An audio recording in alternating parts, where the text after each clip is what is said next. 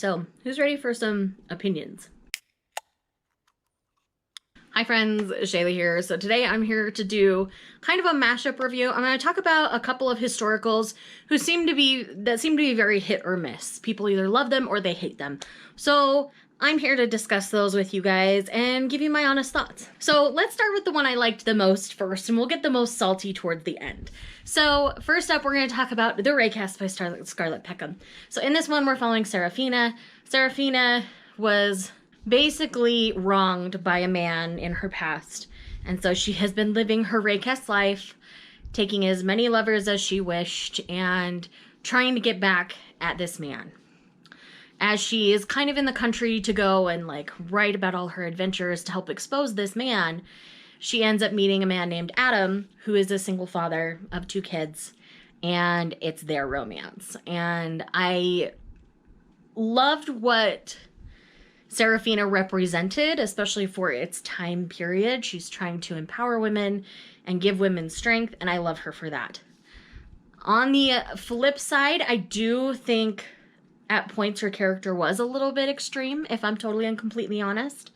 But I did end up enjoying this overall, and Adam is just the epitome of a cinnamon roll. He is the kind of hero I love to see in single-parent romances, where they're just a teddy bear and a good dad and all those kinds of things.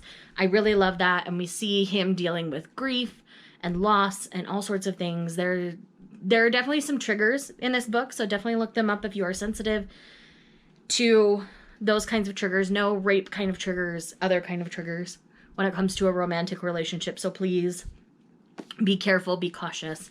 And I really ended up enjoying this book as a whole. It was good. I'm giving it 4 stars. I'm definitely excited for book 2, and I think this is going to be a really fun series. And this was my first Scarlett Peckham, and I just ended up really enjoying this. I had a great time. I picked this up, well, I was sent it from a subscriber, but it was on my list because of Crystal from over at Crystal's Bookish Life, and we both ended up really enjoying this one. The next one is Suddenly You by Lisa Kleypas. This is my first Lisa Kleypas, and apparently it was the wrong choice.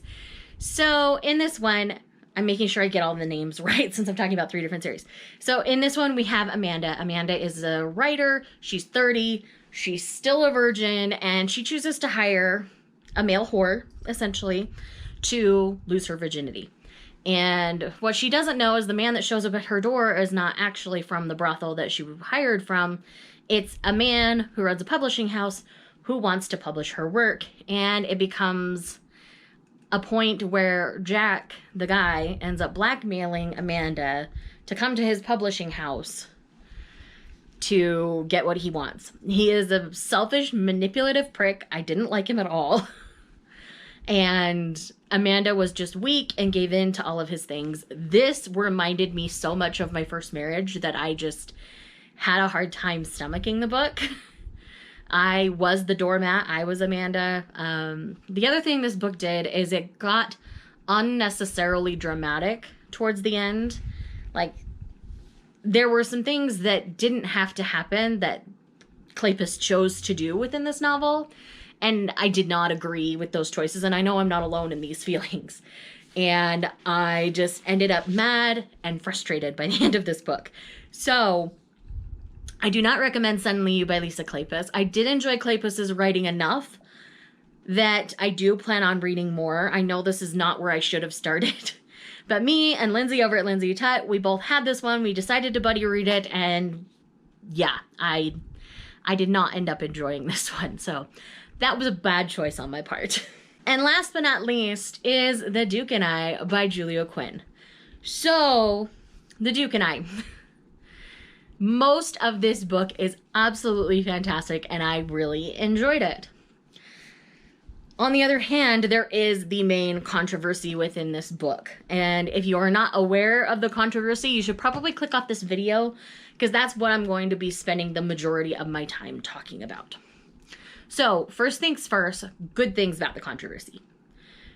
So, with what happens in that scene, there are consequences for our characters. And I like that there are consequences for the characters. If there hadn't been consequences, I would have been even more upset. But things were already, they were already having difficulties and struggles within their very young marriage, and bad decisions were made. So, is it rape? That's something me and my husband spent an hour discussing together. So, in my opinion, it's not, and in his opinion, it is. So I can see both sides of the coin on this one.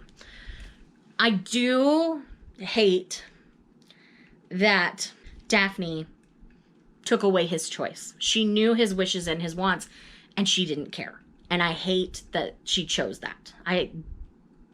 Being someone who was in a bad relationship and had decisions like that taken away from me, I can understand that it was a bad decision on her part. I can't call it rape for a couple of different reasons. Not because he didn't audibly say no. He did instigate a lot of things. He was drunk. Julia Quinn has said the only thing she wishes she would have changed about this scene is that he wasn't drunk. So this was her intention all along. They needed to have this forced conversation. And do I agree with how she chose to go about it? No, I don't. Do I respect what it did for the characters long term? Yeah. On the other hand, there was not nearly enough of a grovel after all of that. It should have been a double-sided grovel. He should have been groveling. She should have been groveling. Neither groveled enough for me.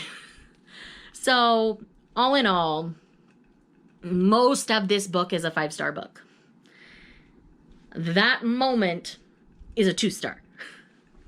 So, to balance things out, I'm at a 3.5 star on The Duke and I.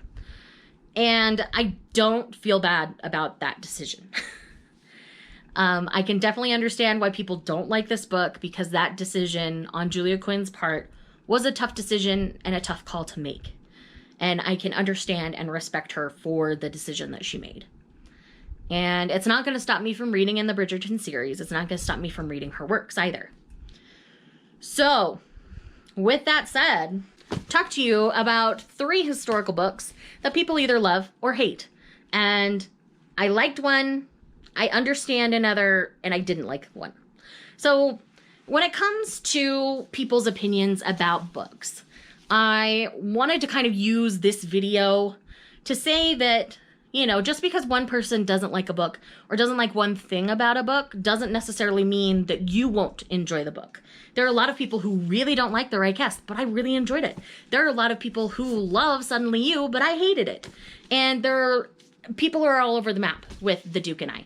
So what I'm trying to say here is that you really should read the book yourself and form your own opinion. Don't let everybody else's opinions of a book color how you look at a book.